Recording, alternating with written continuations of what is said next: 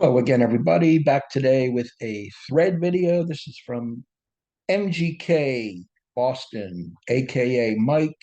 Has a great channel. Go over and check him out. Subscribe if you haven't already.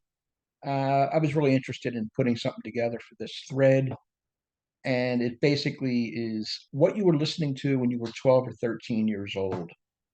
A lot of this depends on timing and when you grew up. And I'm older than a lot of the guys in the VC. I was born in 1957.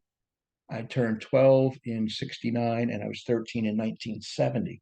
So I was still making the transition from AM pop radio 45s, whatever the hits were at that time, uh, to what would be more progressive singer-songwriter, classic rock in the years to come, stuff that I really gravitated towards. But in 69 and 70, I'm listening to things like Tommy James and the Shondells and the Three Dog Night were big, the Guess Who, real pop oriented. There were rock bands to an extent, but they had 45s. The Beatles were breaking up at that time. The Monkees had already dissolved. That stuff was part of my past, but Simon and Garfunkel, of course, were done too. So this was a real transition period for music. I'm glad I grew up at this time because I got a lot of Motown earlier, Beach Boys, Beatles, like I said, British Invasion, and then 69 and 70 come. I'm 12, 13. I'm not going to pretend I was listening to anything real heavy like Led Zeppelin or Jimi Hendrix or Blind Faith because I wasn't. I got back to that stuff later. But Mike wants to show five records that we were listening to in 69. So here we go.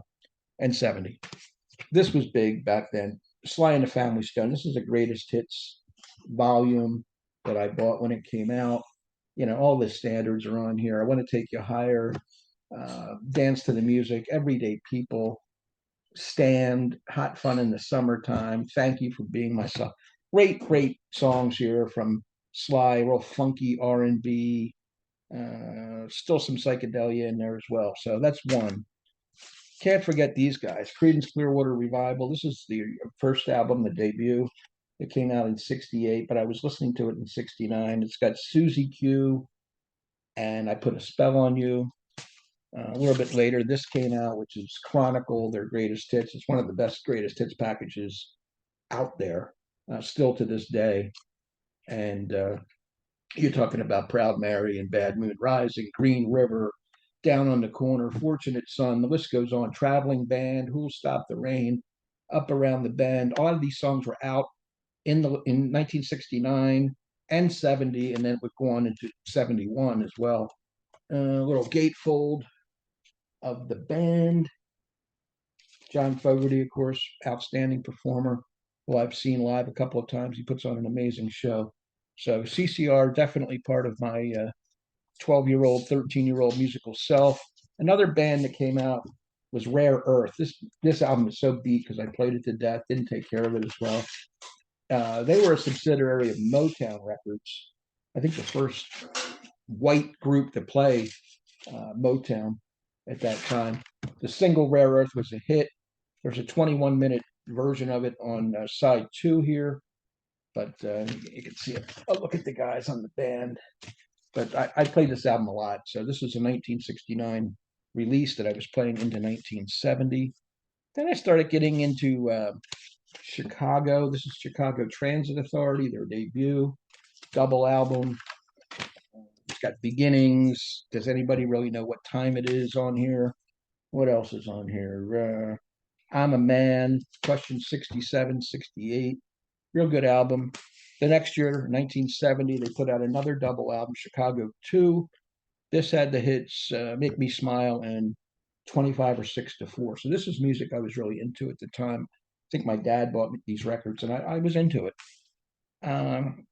Then, Woodstock happens in 69.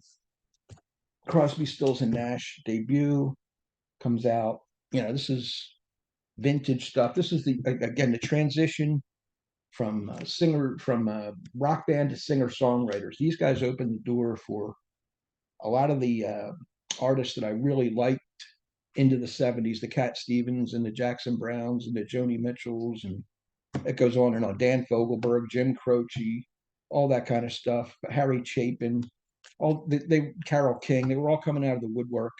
I attribute these guys a lot. They wrote their own songs, um, and that's the kind of music I liked at that time. And then they came out with Deja Vu. This is a record store release that came out later. The original one had a brown copy, but another volume of classics on here. So that's it. 1969, 1970. I was 12, 13 years old. Real cool thread started by Mike, MGK Boston. Go check him out and subscribe to his channel if you haven't already. Appreciate you watching. Take care and leave some comments, by the way, and tell me what you were listening to in 69 and 70 or what you were listening to when you were 12 and 13. Take care.